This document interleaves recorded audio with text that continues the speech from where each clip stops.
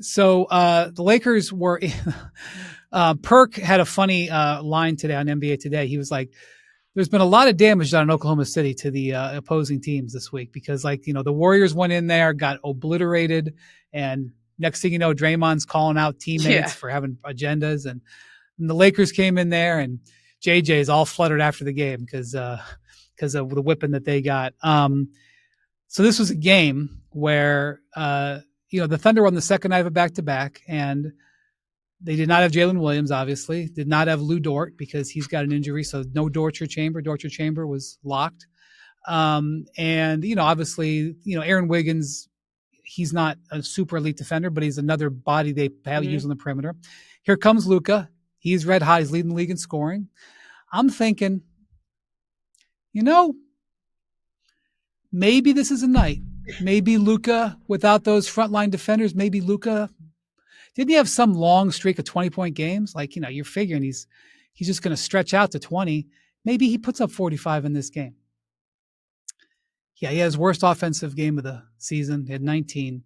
The Thunder double teamed him 14 times. Like, there's people who are, I know that this is a topic, and I understand some of it is for radio purposes, Ramona, about whether they're better without LeBron. Oh, yeah, we've been getting into that on LA radio. Yeah, that's the thing.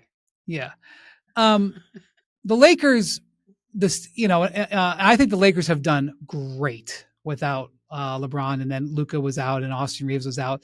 The fact that they've been able to position themselves like this is really going to potentially pay off. You talked about Vince. You talked about losing 5 in a row is like puts you like behind the 8 ball in the West. Well, if you can miss your stars for a stretch of games and have a winning record, it's huge. So I think the Lakers have done great.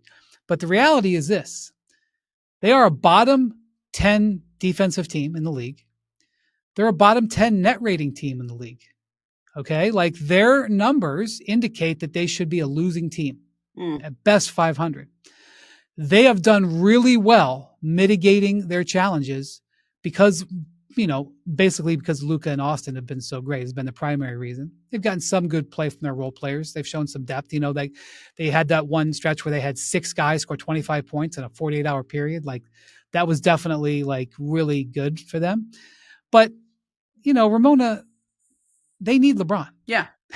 And I understand that working him in is probably going to mess with their flow a little bit. Yep. But like, let's just have real talk here. I'm not even I'm not looking for an argument. Yeah. I don't even think it's an argument. No, it's not an argument.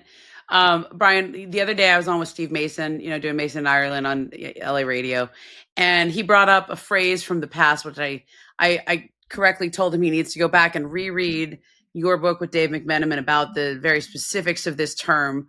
But I think we're heading to a discussion where we bring back the term fit out and fit in, right? That's an old Cleveland Cavaliers reference. That was a subtweet, I think, directed at Kevin Love. I can let you fill in the whole story there. But the question is... It was very, very much directed at him.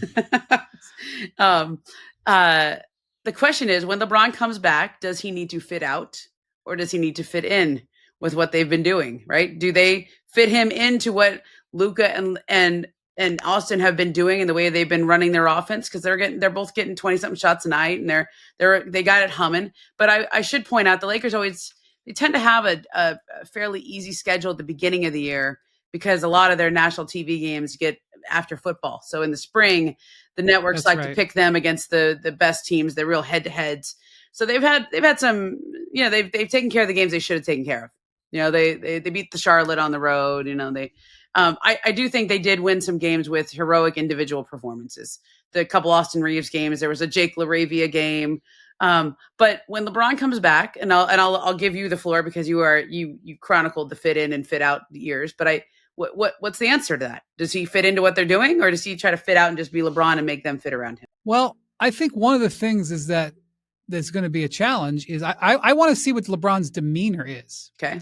So, we've seen, frankly, LeBron's demeanor kind of varies sometimes. Yeah. Sometimes he's like super engaged and happy and bouncy, and sometimes he's brooding. And so, the Lakers have a pretty good chemistry going. I think I think so. I don't know if you agree with me. Like, I like the energy of their team and everything like that. So, and let's acknowledge LeBron's never done this before. First off, he had a knee injury at the start of the summer, so he was totally off his game The already. MCL, yeah. You know, so he didn't have, you know, he was. I remember he announced he was working out again, but it was like in July. So he missed that stretch, and then he has the sciatica. He's got to go through that. So even if he was 10 years younger, he would be doing something he'd never done before, which is joining a team midstream.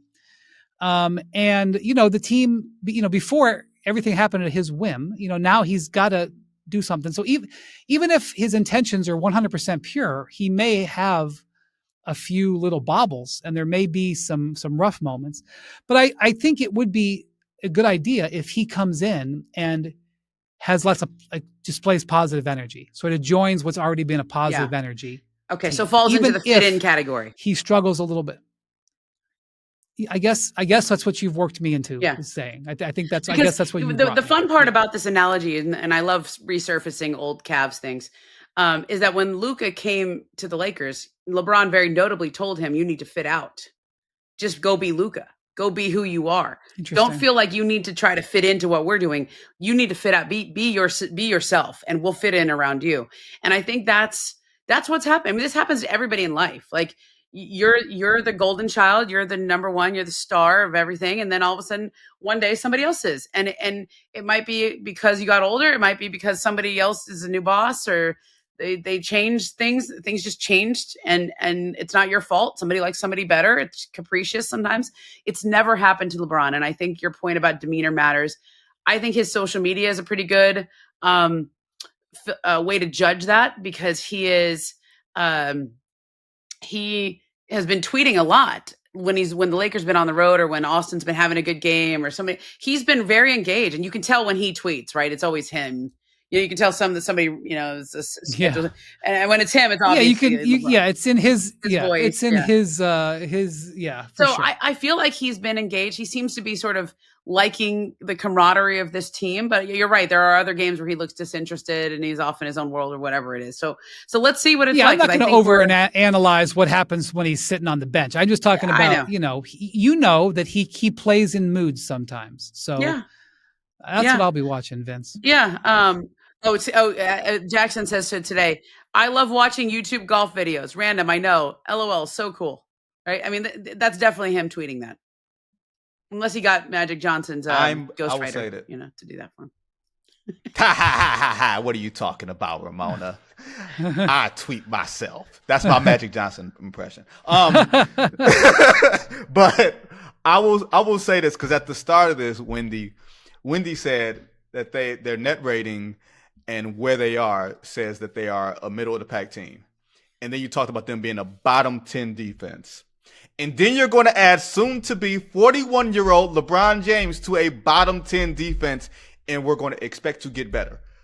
I'm just saying that point right there. Like, LeBron can't turn his hips anymore, and then he's got a lower leg injury. That does not say to me that you are going to be a better defensive player.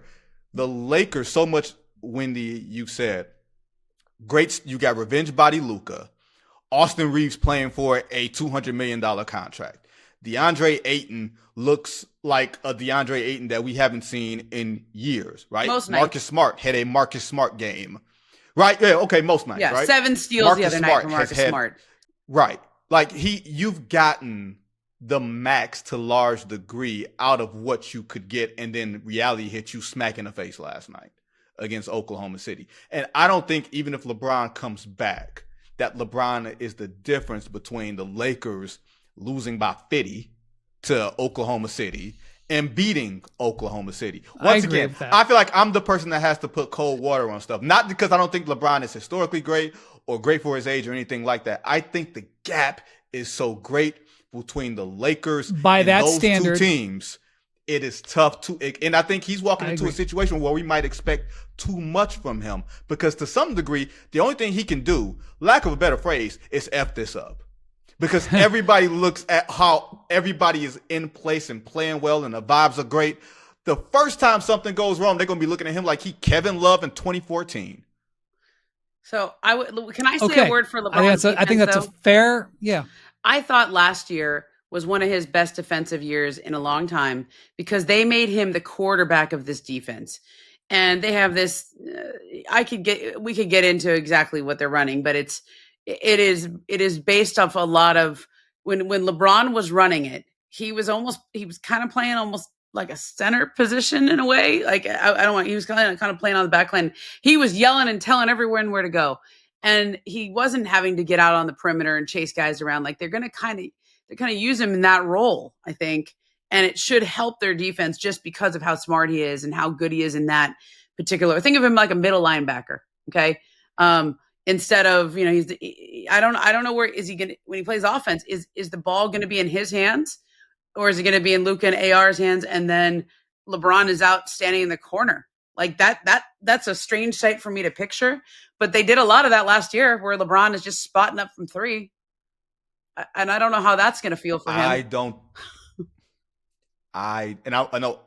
mean to jump in, Wendy. It's okay. I don't think LeBron is going to come and make a debut and be whistling in the corner. I think LeBron, as we know him, wants to be an impact player. Now, maybe you can stand to the side while Luka's dancing. I don't think he's standing to the side while AR is dancing. I think he's going to assert himself and be LeBron James, as we know, because he hears as engaged as he is on social media. You ain't just tweeting and putting the phone down. You tweeting and you reading. You're seeing what people are saying, even if it's nonsensical. Oh, look at how great the Lakers are without LeBron James. You don't think a big part of him, and I'm not saying this because he has a big ego and egomaniac. I'm not saying that. I'm saying the human part of this is saying, oh, you think they're better without me? Watch this. And he's going to want to come in and assert himself. I think that's human nature. Sitting aside for Luka is one thing. Sitting to the side while AR and DeAndre Ayton run the pick and roll. All right, cool. Y'all got it. I don't think that's happening. That reminds me of the 2023 NBA, the national team. Okay. I was covering it, and they wanted Ann Edwards to be the sixth man. Yeah. Okay. Which ended after about 10 minutes. Yeah. And they were like, in 2008, in the Redeem team. Oh yeah, I remember this. I mean, Austin Reeves was on that team too. No offense to Austin. And they were like, hey, on that 2008 Redeem team, Dwayne Wade came off the bench. Yeah. Because Kobe started. And Ant was like, all right, I didn't see Kobe. I looked out there and I didn't see Kobe. Yeah. I'm sorry, Wendy. I didn't mean to destroy you landing the joke, but that is hilarious. And by the way, within like 2 days, they were like, actually, he's not the sixth man. He's actually going to be our best player. Right.